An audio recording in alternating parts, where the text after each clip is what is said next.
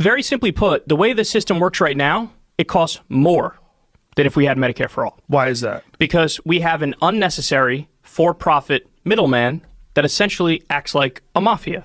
So what we're saying is, I'm going to remove that mafia from around your neck, and you're going to, it's basically...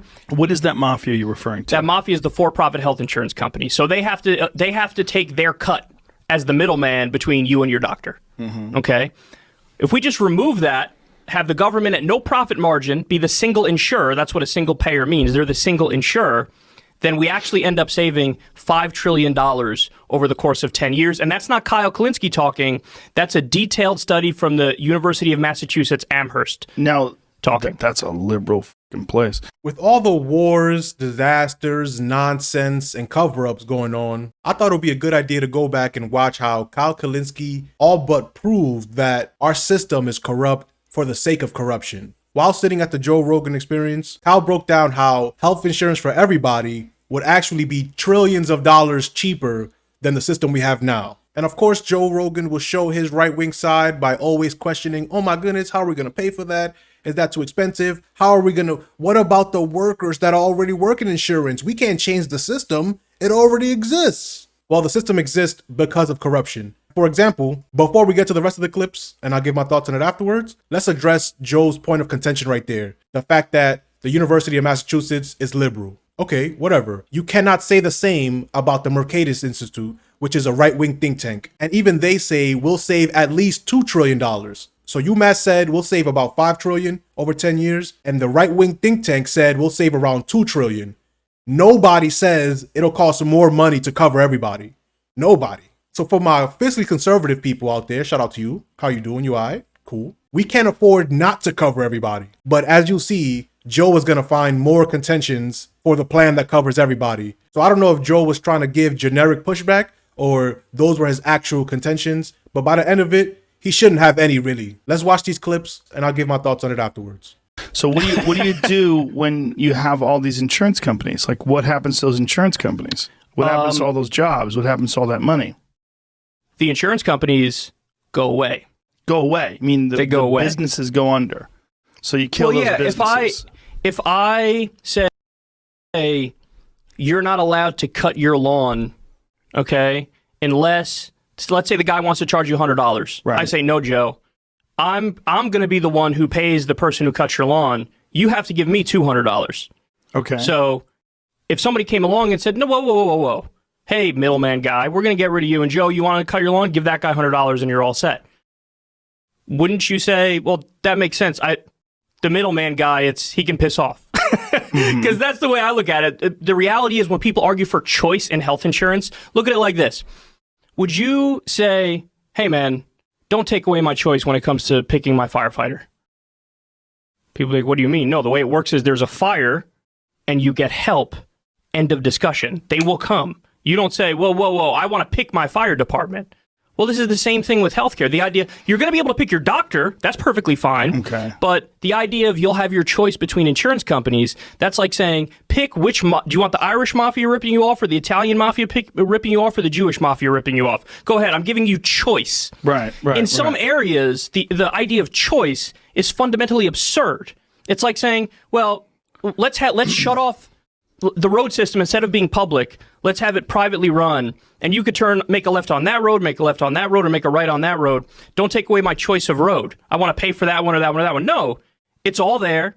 It's all free at the point of service. And this is the whole idea of having a public utility. There's the whole idea of having something that's off the table in a civilized society. Right. And again, what the studies show is it actually saves money. So the real question people should be asking is, how can we afford to keep having the system that we have right now? Because we pay more than the rest of the developed world, and we have 30 to 45,000 Americans that die every year because they don't have access to basic health care. And we have 500,000 people who go bankrupt as a result of medical bills. Joe is doing a great job concern trolling. What about the jobs? Most of the people that work in health insurance have college degrees. Does that mean they're geniuses and they're amazing and they could do whatever? No. But because you have a college degree, that means you could do other things. So that's not really a problem. And the analogy to the fire department was the perfect response because your health insurance doesn't do anything. Your health insurance is not your doctor. is not the hospital. It's just a toll, a roadblock, a random obstacle. It really has nothing to do with the actual service. Like if you break your arm, getting to choose which health insurance covers it doesn't make any sense. It doesn't even matter. As long as a doctor is there to fix your arm, who cares what insurance covers it? So the idea of choosing between United Healthcare and Aetna is a complete nonsense lie that is pushed through the media through corruption. Even the name United Healthcare is a lie. No doctors work for United Healthcare. United Healthcare has never fixed your arm or done surgery or any of that. They just do processing. They don't need to exist at all, let alone how they do today, as just tolls and private taxes that you have to pay no matter what. So what you're saying is that it would abolish insurance companies essentially? So there is one caveat to that, and that caveat is what's called supplemental health insurance. So what that means is if there's something that Joe Rogan likes that's a medical procedure that isn't scientifically proven yet, but it's still something that you like, there would be private health insurance companies that sell you supplemental insurance, which means on top of everything that you already have through Medicare for All. So if you were getting like stem cell therapy or something like that. Well, in an ideal Medicare for All system, and Bernie, believe me, has gone so far above and beyond any criticism. I mean, his thing is airtight. It gives dental, it gives vision, it gets everything. I wouldn't be surprised if under that Medicare for All bill, the stem cells thing is covered.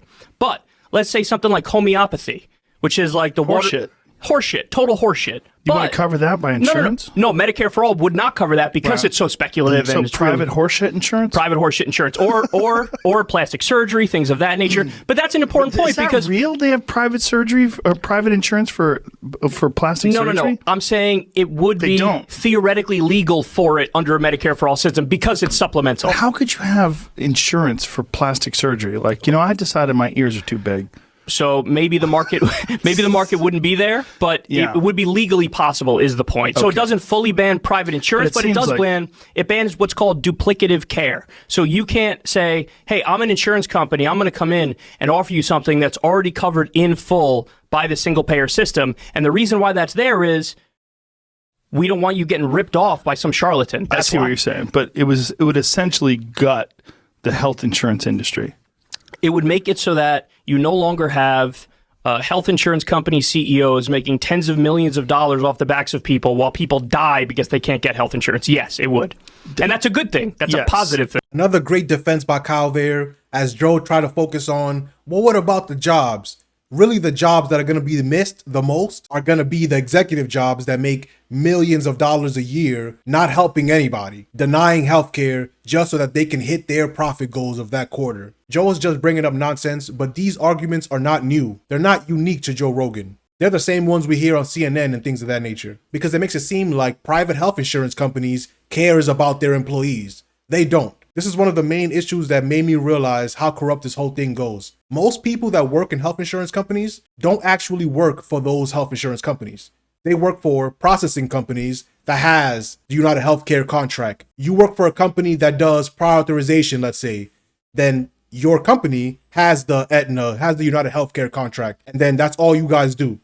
And then a different company does a different type of processing. And then those type of little companies are spread out in every state, just like the military industrial complex, where there's somebody who works for the military or for a weapons manufacturer in every state, just so that later you can't say we have to get rid of them, because you can now argue that, oh my goodness, what about these people's jobs? But they're always trying to find new ways to get rid of them in regards to AI or whatever. Any process that helps them gain profits, they will cut any job in a second's notice. It's a good thing for us, but as a sale, like to sell that. Well, the thing is, we have this issue where we have like a status quo bias, where people think like, well, because it works how it works right now, therefore the idea of addressing it and changing it seems like so overwhelming that we just kind of default to how we have it now. But the problem is, we know as a matter of fact that the way we do it now is the most batshit crazy way you could possibly do it, because they research this stuff all the time. They study this stuff all the time. And every single time they look at it, the U.S. comes dead last in the developed world when it comes to healthcare. So there was a recent study from the Commonwealth Fund. They found that they studied 11 different countries. The U.S. is 11th out of 11 when it comes to healthcare. So every other country that does the single payer system, which we were talking about, and there's different versions of it. There's multi-payer, there's single payer, there's private funding there's public funding of private insurance, public funding of public insurance. But bottom line is, any other way you do it is better than the way we do it right now. Okay? And just to be clear, because some people say, well, what about Obamacare? What was Obamacare? Obamacare was originally a Heritage Foundation plan, which is a right-wing think tank. So that was basically Mitt Romney's healthcare bill, Newt Gingrich's healthcare bill. And the whole idea was we're going to force people to buy private insurance. Right. And I don't like that idea at all. I dislike that mess. I've been very critical of Obamacare. I think there's a good case to make that it was a step in the right direction because anything was better than the system that we had at the time. But I would say that was just a little step on the path to what we should have, which is a Medicare for all system where healthcare is a right and not a privilege. We catch up to the rest of the developed world.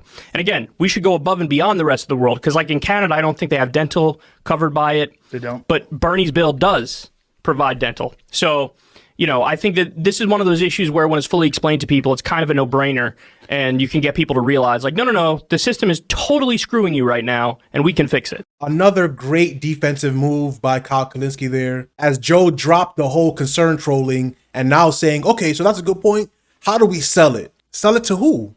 To the thousands of people whose families die every year because they don't have coverage? I'm sure they get it. Who else do we have to sell it to? Those of us who get raises every year, but the cost of insurance is higher and outpaces the raises, I'm sure they'll get it. Covers everybody and it saves anywhere between $2 and $5 trillion. There's nobody else that you have to convince besides politicians who get paid to vote the way they vote. There's no convincing them. We have to remove them from office because there's no argument that's going to change the mind of someone who makes thousands of dollars off of health insurance companies in regards to the money they get for their campaigns and then the jobs they get as quote unquote lobbyists after they leave office. There's no convincing. There's no debate to have with somebody like that. And even after all this time, Joe is still as naive as possible, but I think he's just playing along. So Joe can play dumb all he wants. But anytime he talks to any politician, he has to ask about this policy and make them say, no, we don't want to cover everybody. No, we don't want to save $2 to $5 trillion. This is not a partisan thing, but let me know what you think about all this. And if you're still watching, you might as well click the like and subscribe to the channel. Peace.